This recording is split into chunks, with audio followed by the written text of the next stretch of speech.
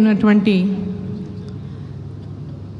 కేంద్ర మంత్రివర్యులు మరి ఇప్పుడే తమ బాధ్యతలను రాష్ట్ర అధ్యక్షుని బాధ్యతలను మరి నూతన అధ్యక్షునికి అప్పగించినటువంటి కేంద్ర మంత్రివర్యులు కిషన్ రెడ్డి గారు నూతన అధ్యక్షులుగా ఇప్పుడే బాధ్యతలు స్వీకరించినటువంటి మరి రాష్ట్ర అధ్యక్షులు ఎన్ రామచంద్రరావు గారు అదేవిధంగా రాజ్యసభ సభ్యులు పార్లమెంట్ బోర్డు సభ్యులు డాక్టర్ కె లక్ష్మణ్ గారు కేంద్ర హోంశాఖ సహాయ మంత్రి వర్యులు బండి సంజయ్ గారు అదేవిధంగా పార్లమెంటు సభ్యులు ఈటల రాజేందర్ గారు విశ్వేశ్వరరెడ్డి గారు నగేష్ గారు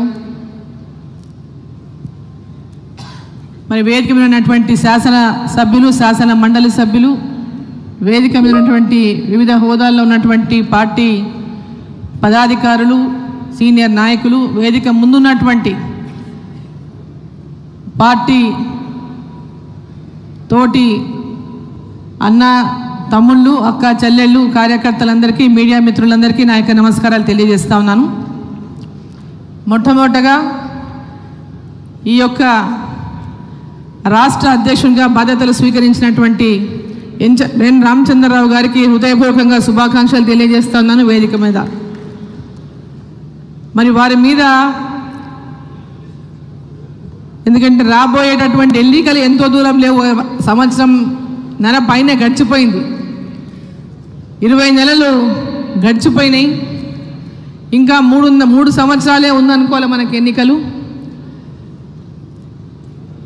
ఇప్పుడు ఉన్నటువంటి ప్రభుత్వం మరి ప్రజా వ్యతిరేకతను ఎదుర్కొంటున్న విషయం ఇంతకుముందు కిషన్ రెడ్డి గారు అన్ని విషయాలు చెప్పింది. మనకు మళ్ళీ సమయాన్ని వృధా చేయదలుచుకోలేదు. మనకందరికీ కూడా ఒక ఛాలెంజ్, ఇప్పుడు భారతీయ జనతా పార్టీ కార్యకర్తలకు అందరికీ కూడా మనం అధికారంలోకి రావడానికి ఒక బ్రహ్మాండమైనటువంటి వాతావరణం ఈ రాష్ట్రంలో భారతీయ జనతా పార్టీ వైపు చూస్తున్నారు ప్రజలు.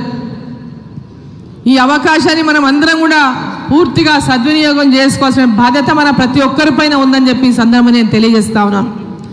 ఇంతకుముందు కిషన్ రెడ్డి గారు చెప్పినట్టు రాష్ట్ర అధ్యక్షులు అంటే రాష్ట్ర అధ్యక్షులదే బాధ్యత అని కాదు, ఇక్కడ ఉన్నటువంటి ఎంపీలో ఎమ్మెల్యేలో బాధ్యత కాదు, ఇక్కడ ఉన్నటువంటి వివిధ హోదాలో ఉన్నటువంటి నాయకులు అది కాదు, ప్రతి భారతీయ జనతా పార్టీ కార్యకర్త బాధ్యత తెలంగాణలో భారతీయ జనతా పార్టీ అధికారంలోకి తేవడమని ఈ సందర్భాన్ని నేను కోరుతా ఉన్నా.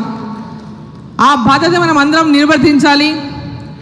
మరి రామచంద్రరావు గారు మరి రాష్ట్ర అధ్యక్షునిగా నూతన అధ్యక్షునిగా ఇవాళ బాధ్యత స్వీకరించినటువంటి నేపథ్యంలో పాత కొత్త అనేది ఆ పదం అనేదే ఉండకూడదని చెప్పి ఈ సందర్భాన్ని నేను కోరుతా ఉన్నాను.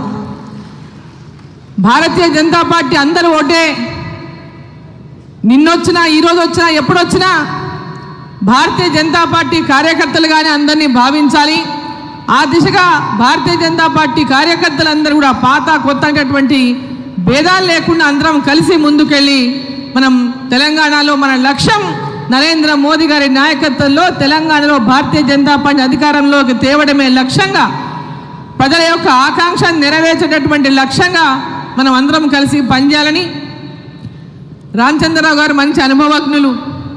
మరి ఏబీవీపీ కార్యకర్త నుంచి ఈరోజు భారతీయ జనతా పార్టీలో అనేక బాధ్యతలు నిర్వర్తించడమే కాదు, వారు ఒక డిసిప్లిన్గా ఉన్నటువంటి పార్టీ ఏ బాధ్యతలు ఇచ్చినా ఆ బాధ్యతను నిర్వర్తిస్తూ అహర్నిశలు భారతీయ జనతా పార్టీ యొక్క గెలుపును ఆకాంక్షించి ఆ దిశలోనే పనిచేస్తూ ముందుకెళ్ళినటువంటి నాయకులు వారు.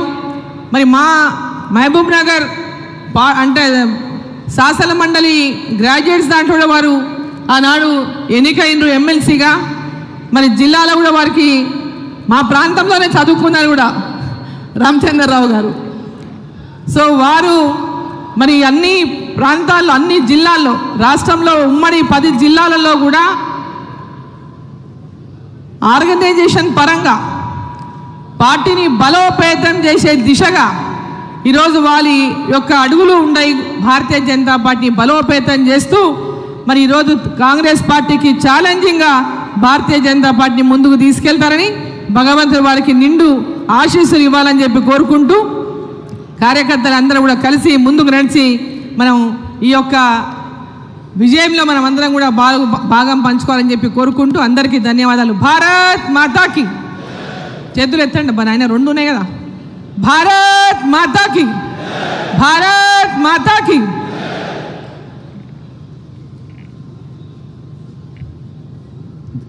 జాతీయ మండలి జాబితా ప్రకటించినప్పుడు ఒకటి మిస్ అయింది. గౌరవ శాసనసభ్యులు పాయల్ శంకర్ గారు నామినేషన్ దాఖలు చేసి జాతీయ మండలికి ఏకగ్రీవంగా ఎన్నిక. ఇదే రకంగా ఇంకా మిగతా వారిది డ్యూ ప్రాసెస్ తర్వాత అవి వెల్లడించడం జరుగుతుంది.